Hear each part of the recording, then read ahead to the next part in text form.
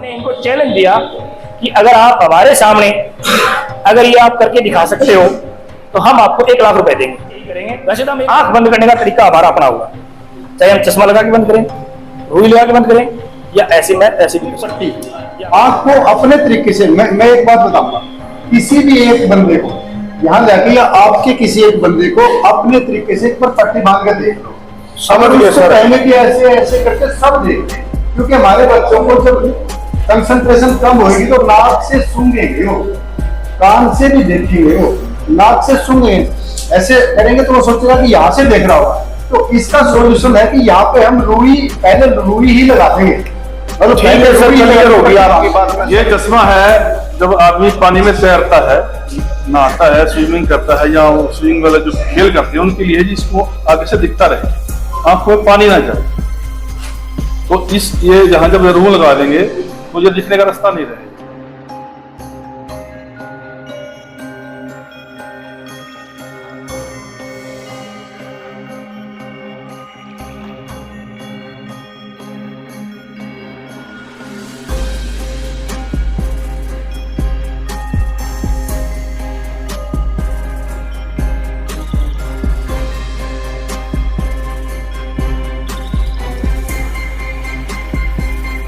हो चुका, वो हार गए और वो 10,000 रुपए जो हमने वो चुनौती राशि रखी थी वो हमें दे गए। वो दोस्तों हिसार के डोबी गांव में हैं, डोबी खारिया पास गांव हैं, और यहाँ मसला ये था कि कुछ एक सोसाइटी है वो कह रही कि आंखों पे पट्टी बांध के हम बच्चों को पढ़ना सिखाते हैं, और ये पहली बार ऐसा नहीं है, अलग अलग आपको खबरें मिलती रहेगी। वो आपके बच्चों को ये भी प्रलोभन देते हैं, आपको प्रलोभन देते हैं कि आपके बच्चों का माइंड इतना तेज कर देंगे कि बहुत ज़्यादा तेज हो जाएगा, बहुत ज़्यादा पढ़ना सीख जाएंगे, टेबल सीख जाएंगे, सारी चीज़ सीख जाएंगे। लेकिन यहाँ उस सोसाइटी को चैलेंज किया तरकसील सोसाइटी ने कि आंखों पे पट्टी बांध के नहीं पढ़ा जा सकता। तो आज यहाँ डोबी गांव में इकट्ठा हुए थे, तो दोनों सोसाइटी इकट्ठा हुई थी। क्या रिजल्ट निकला है या नहीं निकला है इसके बारे में अगर बात करेंगे, क्या पढ़ा जा सकता है आंखों पे पट्टी बांध के या नहीं पढ़ा जा सकता, तो तरकसील सोसाइटी के है फरियाद, उनसे बार जानना चाहेंगे। नमस्कार सर। नमस्कार सर। सर शुरुआत में एक बार बताइए, दूसरी सोसाइटी कौन सी थी और एक आपकी सोसाइटी तरकसील सोसाइटी, क्या चैलेंज हुआ था, क्या सर कानून कायदे लागू किए गए थे? माइंड ब्रेन वॉश संस्था के नाम से जो काम कर रही है, तो उसका हमारा चैलेंज हुआ कि हमारे बच्चे आंखें बंद करके पढ़ सकते हैं, क्योंकि एक प्रोग्राम डोबी में किया था तो उसमें उन्होंने करके दिखाया था। तो हमारी उनसे शर्त हुई थी कि धोखा रहित प्रदर्शन में कोई धोखा ना हो और वो पढ़ के दिखाएं, और हमारे बात भी हुई थी हम चश्मा लगाएंगे, आंखों पे चश्मा लगा के रुई लगा के पढ़वाएंगे। तो आपने भी देखा कि वो नहीं पढ़ पाए, और बाद में उन्होंने एक लड़की को पट्टी बंद के पढ़ाया, और उसमें पता भी कि पट्टी बंद में धोखा हो जाता है, और वो करते हैं, क्योंकि हमें भी पता कि हम ऐसा प्रोग्राम करते हैं, मोटरसाइकिल चलाते हैं आंखों में पट्टी बांध के, गतके वाले गतका खेलते हैं, और भी कई ऐसे लोग हैं जो ऐसे करके करतब दिखाते हैं, आंखों पे नमक डाल के आंखें बंद करके फिर भी वो ऐसे करतब करते हैं। तो कोई मुश्किल नहीं है, वो एक प्रैक्टिस है, परंतु आंख बंद करके नहीं पढ़ा नहीं जा सकता। वो आपने देख लिया कि जब हमने चश्मा लगाया था तो नहीं पढ़ पाया। तो अभी फाइनल क्या फैसला हुआ है सर? वकील साहब हो आप, मतलब तरकसील में काम करते हो, तो कहाँ काम करते हो ये एक बार बता दीजिए। मैं इस समय हिसार और फतेहाबाद इकाई का प्रधान हूँ तरकसील सोसाइटी का, और हमारा सनियाना में दफ्तर है भाई साहब के खेत में, जहाँ हम बुधवार को मानसिक कैंप भी लगाते हैं मानसिक रोगियों का, जिसमें ये लूट खसोट करने वाले बाबा पंडित लोग हैं, वो ताबीज़ धागा देते हैं, ओपरी पराई की शय बोलते हैं, वो हम जो है उनको मानसिक रूप से ट्रीट करके उनका इलाज करते हैं। अंधविश्वास के खिलाफ आप लोगों को जागरूक करते हैं, अंधविश्वास और पाखंड के खिलाफ।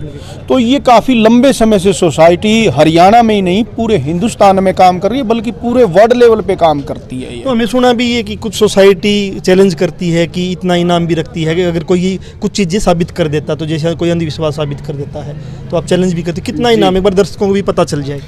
हरियाणा तरकसील सोसाइटी ने भी 10 लाख का इनाम रखा हुआ है, और पूरे अगर हिंदुस्तान की तमाम रेशनलिस्ट सोसाइटियों की इनाम की घोषणा हम इकट्ठी कर लें तो 55 करोड़ रुपया बैठता है। अगर 55 करोड़ आप देते हो, कोई भी जैसे धीरेन्द्र शास्त्री जो बाबा है जो रोजाना प्रदर्शन करता है कि मैं माइंड पढ़ता हूँ, अगर वो उसको साबित कर दे तो आप 55 करोड़ रुपये इनाम देते हो? बिल्कुल बिल्कुल। ये आज तक हमारे यहाँ इब्राहिम टीबी कबूर हुए 1963 में, उन्होंने पूरी दुनिया के अखबारों में ये खबर निकलवाई और उन्होंने 23 शर्तें दुनिया के सामने पेश की कि इन 23 शर्तों में जो अपने आप को आध्यात्मिक सिद्ध पुरुष मानता है वो एक भी शर्त साबित करके, और उस समय उन्होंने 1 लाख का इनाम रखा था। उस 1 लाख से उनके साथ लोग जुड़ते गए और कारवां बढ़ता गया। आज वो इनाम अगर पूरी दुनिया का तो हम जोड़ते हैं तो कई करोड़ों में है। हिंदुस्तान की हम बात करें तो उन 23 शर्तों में एक शर्त पूरी करके वो आदमी 25-55 करोड़ रुपए इनाम जीत सकता है। एक बार शर्त मोटी मोटी एक बार शर्त बता दीजिए सर, कि कौन कौन से आप बोलते हो कि जैसे भूत प्रेत या कुछ और ऐसा कुछ, क्या क्या आपकी शर्तें हैं? अगर कोई दर्शक देख रहा है या कोई जादूगर भी देख रहा है, कोई आना चाहे, कोई बाबा पाखंडी कोई देख रहा और वो चैलेंज आपका स्वीकार करता है, तो कौन कौन से आपके उसमें 23 शर्तों में जैसे कोई मोटी मोटी बता दीजिए। करेंसी का नोट जो बंद लिफाफे में करेंसी नोट पढ़ सके, उसका क्रमांक पढ़ सके, या कोई आदमी हवा में उठ के दिखा दे दिव्य शक्ति द्वारा, कोई आग पे आधा मिनट खड़ा होकर आग पे पैर न चले खड़ा होकर दिखा दे, और कोई अपनी नब्ज रोक के दिखा दे, सांस रोक के दिखा दे, ताला बंद कमरे में बंद करें तो उससे बाहर आके दिखा दे। जैसे जादूगर दिखाता है लगातार कि वो संदूक में बंद हुआ, ताले बंद हर दूसरी तरफ से आता दिखता। वो चैलेंज अगर हम उसको अगर बंद करेंगे, हम पूरे निरीक्षण के बाद, फिर वो बाहर नहीं आ सकेगा। ऐसा भी कुछ है कि कोई भूत प्रेत, कोई चुड़ैल, कोई दानव, कोई जो दिखाते जिस प्रकार से रोजाना ये वो बोलते ना सियाने झपटे कि ये मुठ छुटवा दी है या वो कुछ कर दिया, ऐसा भी कुछ आपका चैलेंज है क्या? हाँ, ये भी चैलेंज है कि हमारे किसी भी साथी, कमजोर से कमजोर साथी के ऊपर मुठ कोई छोड़ के दिखा दे तो हम दावा करते इसको कुछ भी ऐसा कभी कोई भी एक समय अनुसार चोट पहुँचा दे, भी हम चैलेंज हमारा। और ये जो भूत प्रेत जो पूरी बोलते हो, ये एक मानसिक रोग है। ये लोग अपने अंदर भ्रम पैदा कर लेते हैं, और जो ये इनकी देन जो नज़दीक के छोटे डेरे बाबा लोग हैं, ये इनके केंद्र हैं पैदा करने वाले। जब तक इनका सफाई नहीं होगा तब तक हमारे लोग भी इनसे लुटते रहेंगे। तो गांव के भी हमारे साथ ही एक बार प्रदीप, हाँ, गांव के भी प्रदीप है, प्रदीप बेनीवाल है, जो यहाँ से ब्लॉक समिति के सदस्य है, किसान आंदोलन में सक्रिय रहे हैं। आज यहाँ एक प्रोग्राम हुआ, क्या रिजल्ट निकला है मैं जानना चाहता हूँ। रिजल्ट क्या हुआ फाइनल रिजल्ट तो ये है कि जो साथियों की जो शर्त थी वो पूरी नहीं की गई। जो चश्मा लगा रखी है, बीच चश्मा लगा के पढ़ना है, तो वो नहीं कर पाए वो लोग।